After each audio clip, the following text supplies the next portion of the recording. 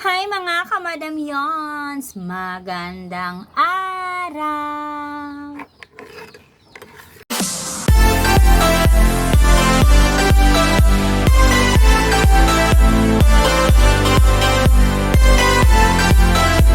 A few moments later. Magamata og ice candy para bukas. Oh my God!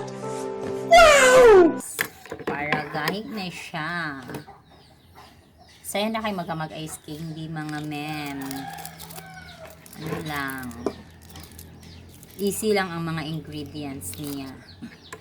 Depende sa imuhang ganahan nga flavor. Na naman tayo mga milk pro na flavored na siya, na ay ubi, na ay buko, na ay gulaman, melon. Depende sa unsay ko na ay chocolate. Depende unsay bit sa mga bata.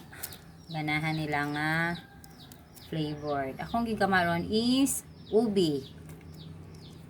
Kay last time mangga man ang flavored, so ubi sa kuron. Mag-ubi muna si Madam Yons.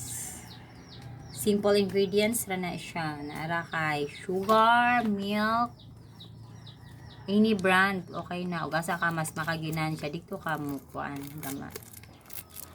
Then ako sa paggaman ako ice candy nakaano siya.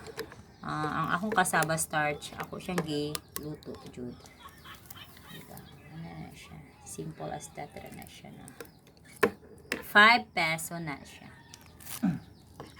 Pero kung ako siya ipabaligya, for akong hatag sa mobaligya na siya 1 peso per ice candy para na po siya income na siya. 5 peso. Okay. Wala na siya gitipid sa ingredients. Wala gitipid sa gatas. Tamang timpla. Dili siya food coloring kay ano man siya. Flavored na ang akong milk nga gigamit. Wala na siya diha. Gawa tayo ng ice candy, mga kamadamyons. Easy ra kaayo ang pagamaog ice candy. The next day. Na lang. Paulit-ulit lang yan siya. Para masyarap. Paulit-ulit na paggawa ng ice candy. Ikot-ikot. Ikot-ikot lang. Ikot-ikot lang. Kita na ko ninyo ang last part sa ice candy. Ang iyahang mixture sa ice candy para makita ninyo.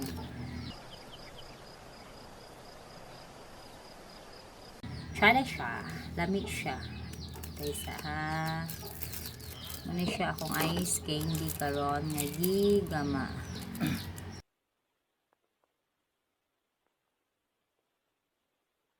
Tara. Taran! Ice candy ni Madam Yons. Diba?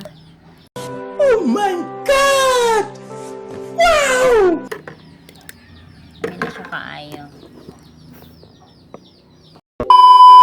A few moments later. Finished product! Ubi Ice Candy! Thank you for watching more videos from Madam Yons Vlogs!